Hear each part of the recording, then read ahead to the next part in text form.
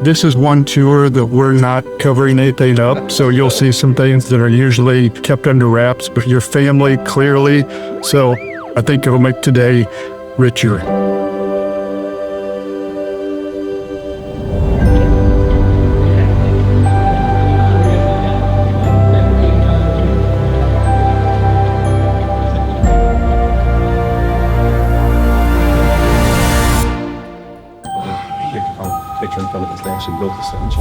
I've been reading the Fantastic Four comics since I was a kid.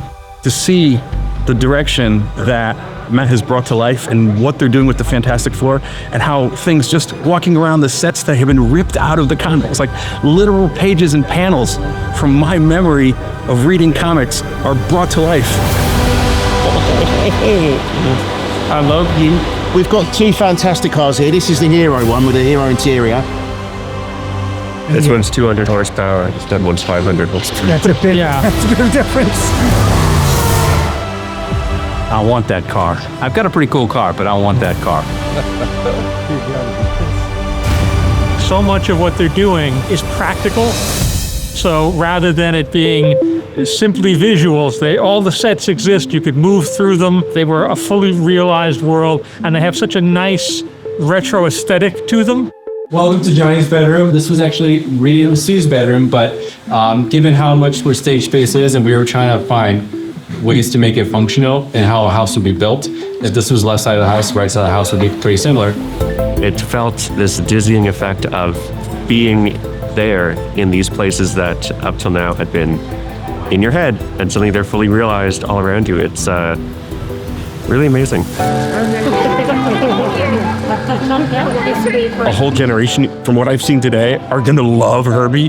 Herbie's gonna be like the greatest thing ever. I got to hang out with Herbie the robot, and it was like he was alive. It was so cool. There's just a feeling of care and imagination.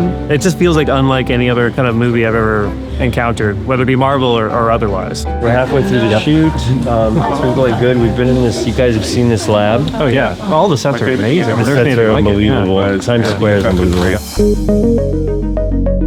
It is beautiful to shoot here at night because there's so many neon lights that go around. This UFO diner is right. This ABC building is the classic logo for it's the red, blue, and green. And the RKO Palace has 1,300 bulbs alone.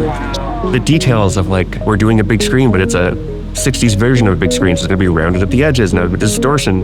You can see the thought that went into the technology of the set design, and that's something that to me feels great and makes it feel like it's a really fully realized world. All the details match up. Suffolk. That's the street that Jack Kirby grew up on. All right. So this is the Lansing Suffolk.